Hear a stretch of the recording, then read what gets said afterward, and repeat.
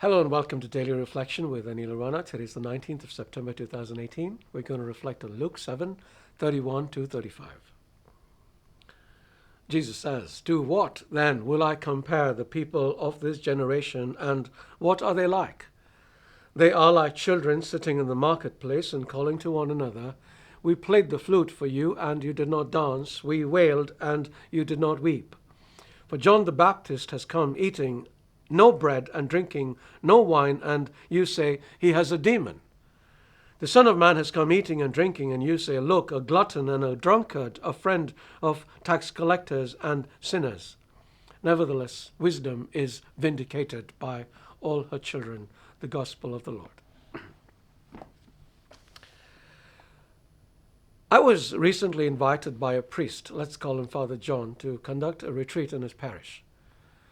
When news of this went around, a parishioner told him that he should rescind the invitation because he wasn't a holy man.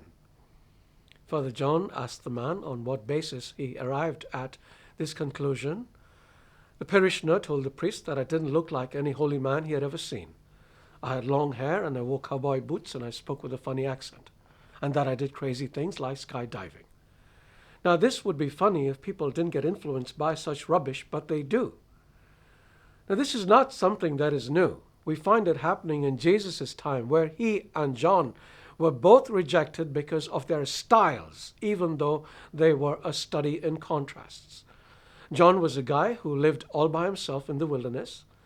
He wore a robe made of camel's hair with a leather belt around his waist, and he ate locusts and wild honey. I suppose you do things like that when you live out in the desert, but people accused him of being possessed by a demon. Then Jesus came along, and although he dressed sensibly and ate properly, they found something wrong with him as well. They accused him of eating and drinking too much and consorting with people who were social outcasts. Frankly, it wouldn't have mattered what he did. They would have found some fault with him anyway, because they just wanted to discredit him. And when people can't find anything to discredit in the things you say, they will use something else to put you down. Neither Jesus nor John was the least bothered with their detractors, because for them the real proof of character is not in what one wears or eats or drinks or even the company one keeps. It is the fruit that one produces.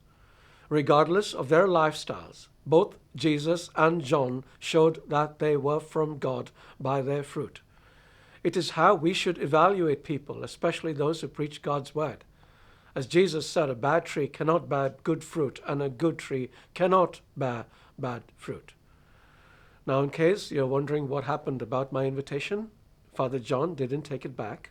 There are, thankfully, sensible people in this world who aren't easily swayed by the opinions of others. The retreat went ahead as planned, and all those who attended were blessed, including Father John, who sat through 3 days of preaching. Not only did he enjoy the talks, he quite liked my boots too. And the last time I met him, he told me that he was considering getting a pair as well. So, locusts and wild honey?